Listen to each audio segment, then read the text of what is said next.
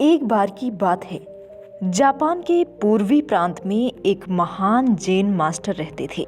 उसी पूर्वी प्रांत में एक वीर और बुद्धिमान राजा का शासन चल रहा था।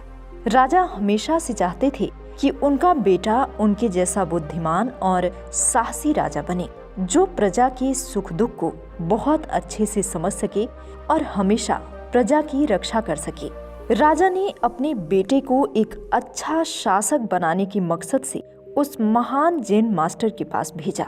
जैन मास्टर ने उस युवराज को कुछ दिन अपने साथ रखने के बाद युवराज को 1 साल के लिए जंगल में अकेले रहने के लिए भेज दिया। युवराज पूरे 1 साल जंगल में रहने के बाद वापस आश्रम लौटा।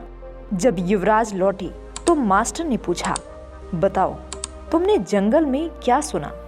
युवराज ने कहा, मैंने कोयल की कू कू करती मधुर स्वर सुने, नदियों की कल कल करती हुई आवाज सुनी, पत्तियों की सरसराहट सुनी, मधुमक्खियों की गुंजन सुनी, मैंने झींगुरों का शोर सुना, हवा की भी धुन सुनी।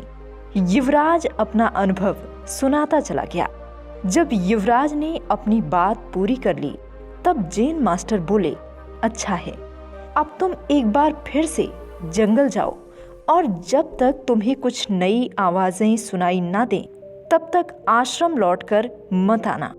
परंतु युवराज चाहता था कि जंगल में 1 साल बिताने के बाद वो अपने राज्य में वापस लौट जाए, पर मास्टर की बात को भी टाल नहीं सकता था।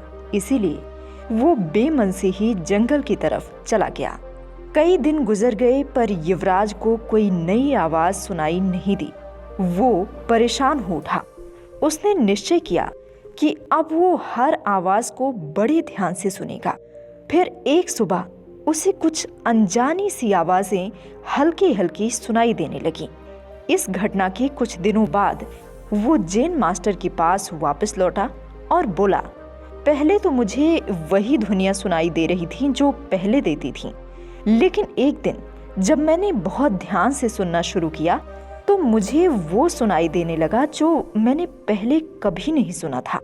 मुझे कलियों के खिलने की आवाजें सुनाई देने लगी।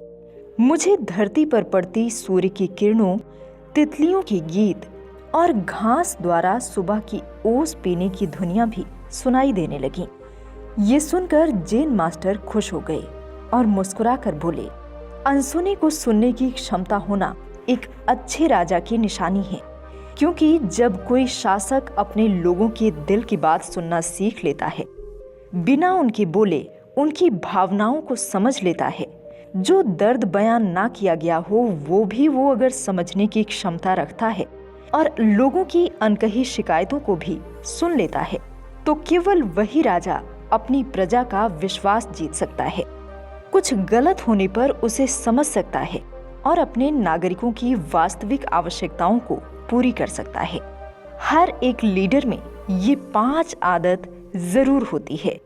पहली आदत है निर्णय क्षमता। नेतृत्व के लिए सबसे जरूरी गुण निर्णय लेने की क्षमता होती है, इसलिए जल्दी और उचित निर्णय लेने में निपुणता हासिल करें, क्योंकि आपके निर्णयों पर ही टीम की परफॉर्मेंस निर्भर करती है। दूसरी आदत है जिम्मेदारी की भावना। काबिल टीम लीडर न केवल आगे बढ़कर जिम्मेदारी लेते हैं, बल्कि हर काम के प्रति अपनी जवाबदेही भी स्वीकार करते हैं।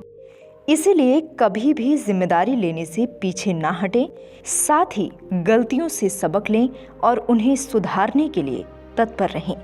तीसरी आदत है इमोशनल इंटेलिजेंस। सफल टीम लीडर्स दूसरों की भावनाओं पर काबू पाना भी जानते हैं, इसलिए इमोशनल इंटेलिजेंस का गुण भी अपने अंदर जरूर विकसित करें। इसके लिए किसी बात पर उत्तेजित होकर भला बुरा कहने की बजाय शांत और संयमित रहना सीखना होगा। अगली आदत है कम्युनिकेशन स्किल। कम्युनिकेशन स्किल केवल आपकी बात कहने की कला नहीं होती, इसमें दूसरों की बात सुनने का गुण भी शामिल होता है। इसलिए बतौर टीम लीडर अच्छे ढंग से बात कहने और टीम मेंबर्स की बातों को सही अर्थों में समझने की महारत हासिल करें।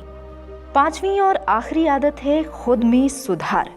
सच्चे टीम लीडर हमेशा नया सीखने के लिए तत्पर रहते हैं। उनकी कोशिश अपने साथ साथ टीम मेंबर्स की स्किल में इजाफे और कार्यशैली में सुधार की होती है। इसलिए हर नई तकनीक को गले लगाने के अलावा खुद को अपडेट और अपग्रेड करने में कोताही न बरतें। दोस्तों, अगर हमें अपनी फील्ड का लीडर बनना है तो हमें भी वो सुनना सीखना चाहिए जो कहा नहीं गया है। यानी हमें उस युवराज की तरह बिल्कुल अलर्ट होकर अपना काम करना चाहिए और अपने साथ काम करने वालों की ज़रूरतों और भावनाओं का ख्याल रखना चाहिए। तभी हम खुद को एक सच्चे, एक ट्रू लीडर की तरह स्थापित कर पाएंगे। दोस्तों, हमारा ये प्रेरणादायक वीडियो कैसा लगा हमें कमेंट करके ज़रूर बताएं। साथ ही ऐसे वीडियोस लगातार आप तक पहुंचते रहें, इसलिए इस चैनल को सब्सक्राइब करना बिल्कुल ना भूलें। मिलते हैं एक नए वीडियो के साथ, एक नई कहानी के साथ।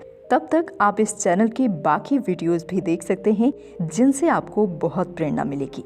धन्यवाद।